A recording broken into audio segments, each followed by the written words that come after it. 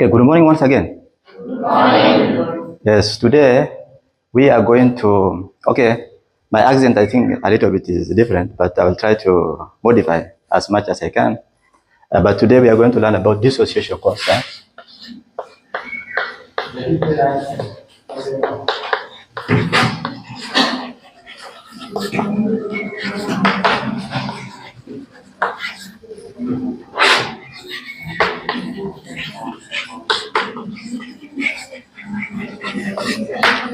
We are going to learn about dissociation constant and its application.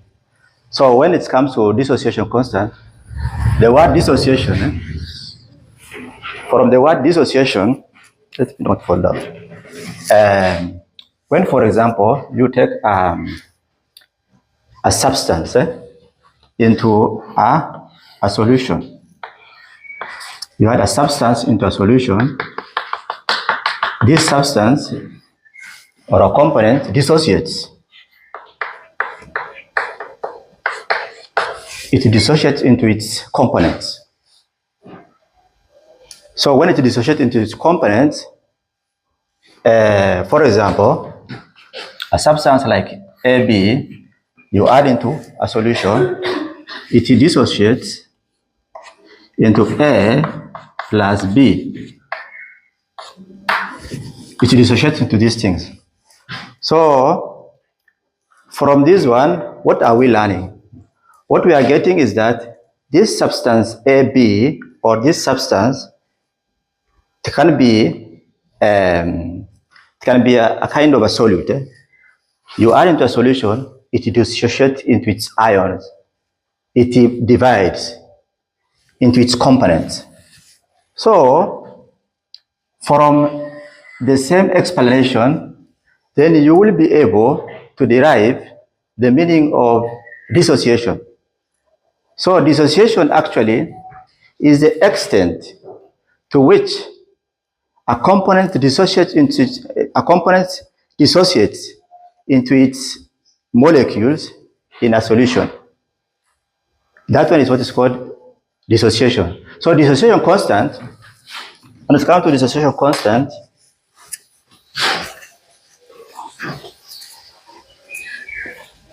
for example, if you look at AB,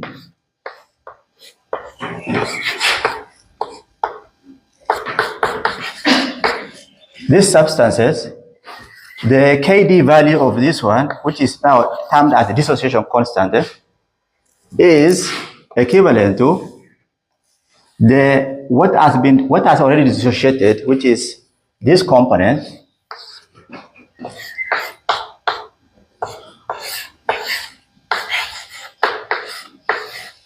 over this substance.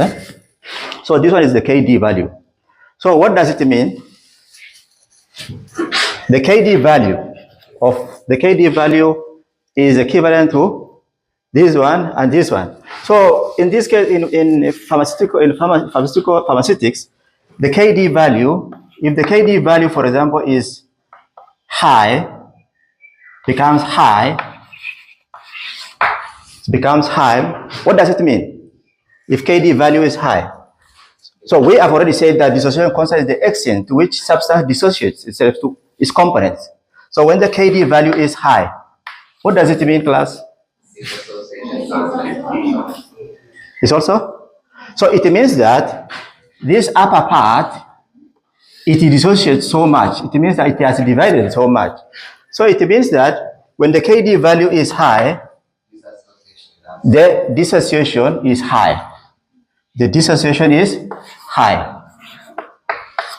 When the Kd value is low, what does it mean?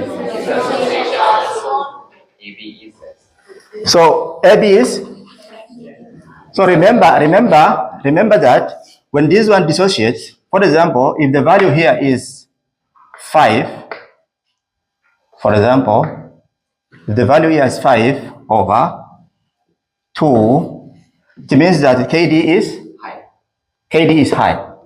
So if Kd is high, then it means that that substances dissociate more into the solution. If Kd value is less, it means that this substance is hard to, it has high affinity. So the bonds between these substances is so high such that it does not release its components, those products into components. It actually refuses to release these components into its, so meaning that the KD is low. When the KD is low, KD value is low, it means that AB doesn't want to release these components into its ions. Okay, it doesn't want to dissociate. So what does this means now? What is the application of this dissociation constant? The dissociation constant, maybe you want to formulate a drug, formulation of drugs.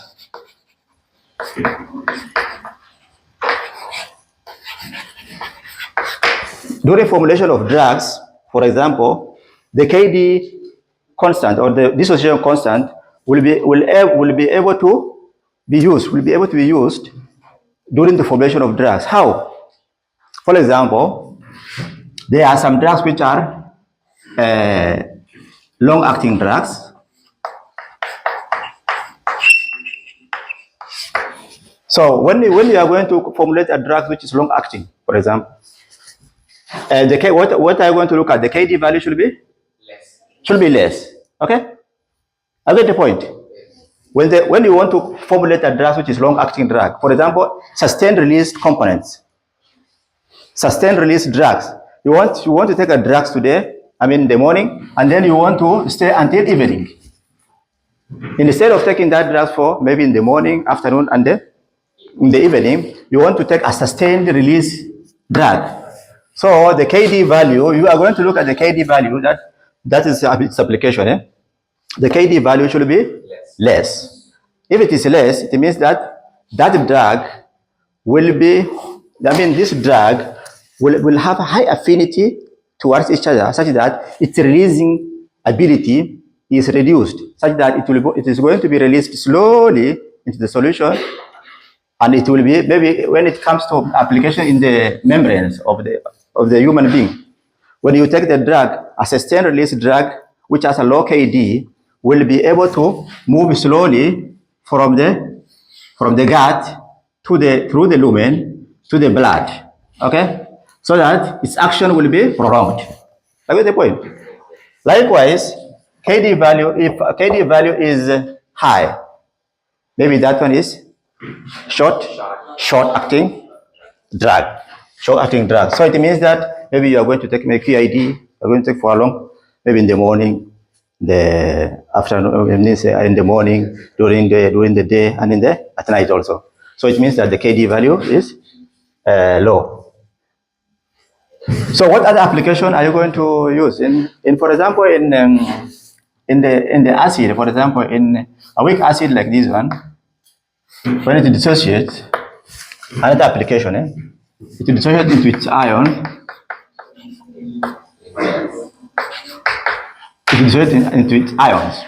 So, like for example, the Ka value of a weak acid like this,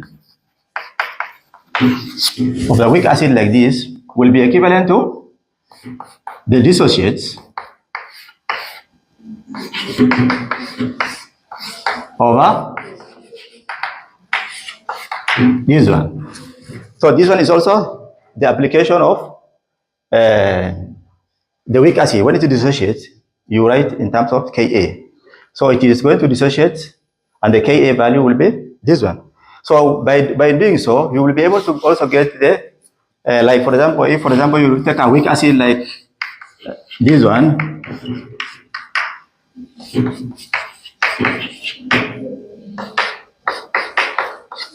the weak acid like this one, this acid has dissociated into its component. So you will be able to also to derive maybe the pH of that particular solution. You can come up with the pH of the solution. And by knowing pH, you'll be able to understand what I want to understand by knowing the pH of the solution. When you know the pH,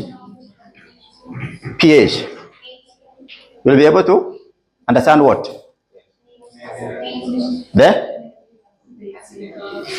whether that drug is acid or basic. You'll be able to understand. Also using the Ka and the Kd, all these are constants. You have already, by knowing this Kd, you will be able to also understand the Ka value of the acid, weak acid. And this one will be able to help you to understand the acidity or the basicity of a component. And therefore, it will actually help you to make an informed decision on which drug to give to a particular patient. So what else can I add? I think I finished that topic on dissociation constant.